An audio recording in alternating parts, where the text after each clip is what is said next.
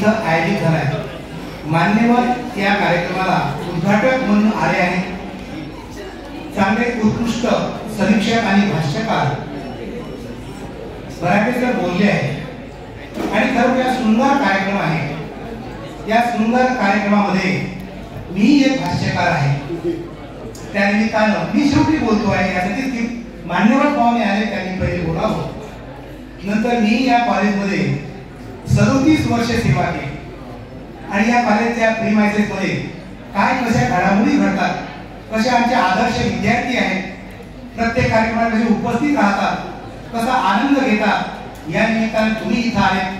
एक थोडक्यात का होईना मी माझे विचार मांडण्याचा प्रयत्न करतोय।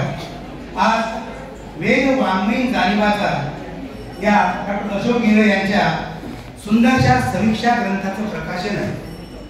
तत्पूर्वी सुरुवातीलाच जे आपले प्रेरणास्थान आहे, रयतेचे राजे छत्रपती शिवाजी महाराज ज्यांनी शिक्षणाची गंगा खेड्यापर्यंत पोहोचवली आणि म्हणून आज आपण इथे उपस्थित आहात असे शिक्षण महर्षी डॉक्टर भाऊसाहेब पंजाबराव देशमुख, ज्यांनी हातात खराटा घेऊन रस्ते तर साफच केले, माणसाचे मनही साफ केले असे संत श्रेष्ठ गाडगे महाराज, ज्यांनी तुम्हाला बोलायची संधी दिली, बोलण्याकरता प्रवृत्त केलं असे भारतीय राज्यघटनेचे शिल्पकार डॉक्टर बाबासाहेब आंबेडकर यांना प्रथमतः मी विनम्र अभिवादन करतो।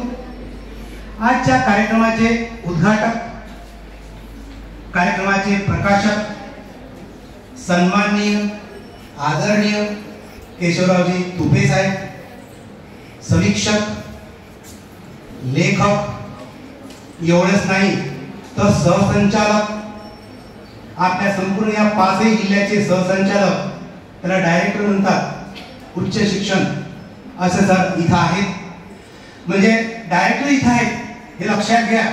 अतिशय सर बिझी असतात, सरांना वेळ नाही, जर तुम्ही भेटायला गेले तर 1 तास तुम्हाला थांबावं लागते आणि 5 मिनिटं बोलावं लागते। सर 2 तासापासून इथं आले हे लक्षात घ्या, तुम्हाला जाणीव नसेल एवढं मोठं व्यक्तिमत्व इथं आहे। इथं आले, मी सरांचं मनपूर्वक अभिनंदन करतो। सर बोलले, इंगळे सर बोलले की जर डायरेक्टर म्हणून आले नाहीत सर, समीक्षक म्हणून आले। सर सरांच्या दोन्ही भूमिका आहेत। सरांनी सांगितलं की मला काम नाही सर, फार काम आहे, लक्षात घ्या। तुपे सर आहेत, साहित्यिक आहेत, लेखक आहेत आणि मानवतावादी विचारवंत ते आहेत। नुकतंच मी आता रिटायर झालो आहे, मला जवळजवळ 6 महिने